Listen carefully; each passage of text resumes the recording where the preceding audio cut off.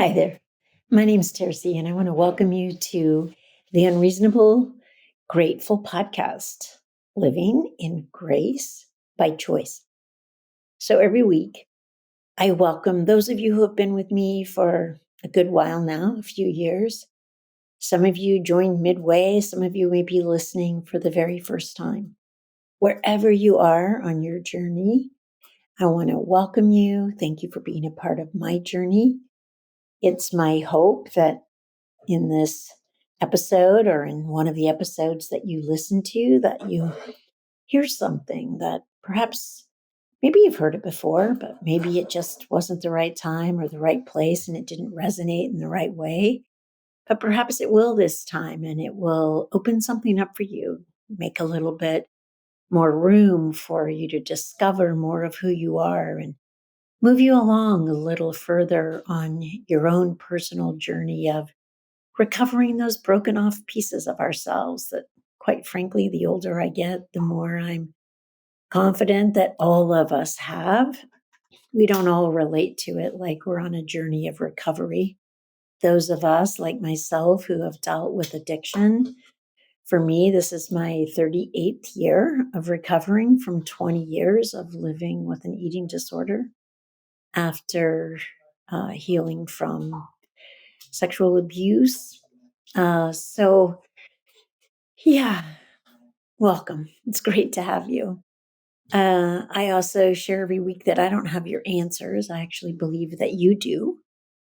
And when we slow down and open up, I think some of those answers kind of rise to the surface and we can grasp a hold of them and let them guide us along the way. So that's my hope for you. And also a reminder, on Tuesday, I do individual sessions. Really, what that is it's like 20 some minutes of me listening and holding space for you as an elder, sharing with you what I see and what I hear, and what I've learned is what I oftentimes see or hear in people is who you really are. And many of us have kind of lost track of that, or forgotten, or maybe never even fully discovered how beautiful you are and how wonderfully you were created and what you're designed for and how far you've come, and to celebrate you and encourage you and congratulate you along your journey. And oftentimes when that happens, it actually moves us a little further along. So if that's something that interests you, I'd love to get to know you better. You can sign up on terceenglehart.com under Work Together, and it's a donation basis. So love to get to see you there.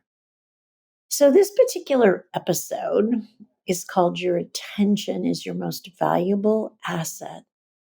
So this has come up a few times in this past week, or maybe even last few weeks, specifically over the time that I've spent working with one of my grandchildren as she kind of navigates entering the world as an adult.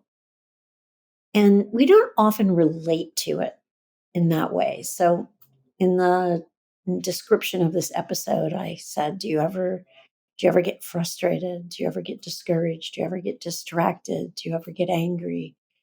Those are all indications that our attention's drifted, probably from what you're committed to, what you're passionate about, what you love, what matters to you. And so you experience all these other emotions. And we don't often relate, like these handheld devices that we have are attempting to captivate your attention, as are movies and advertisements, television shows, magazines, social media. All of those things are attempting to captivate your attention and pull it away from where perhaps you're choosing or you've chosen for it to go. And what happens in the midst of choosing, it's we choose it once and then we don't relate to the next moment we choose again, the next moment we choose again. what happens is something comes in and distracts us and diverts our attention. And then we experience frustration, anger, disappointment, discouragement, and any number of those other emotional responses to something's taken our attention away from where we intended it to be. So I want you to consider that your attention is your worship power. Where you put your attention is what you're worshiping. And it takes a consciousness and an awareness to keep our attention on what we're committed to worshiping, which is placing our most valuable asset where we choose for it to be. And you have to choose it again and again and again and again.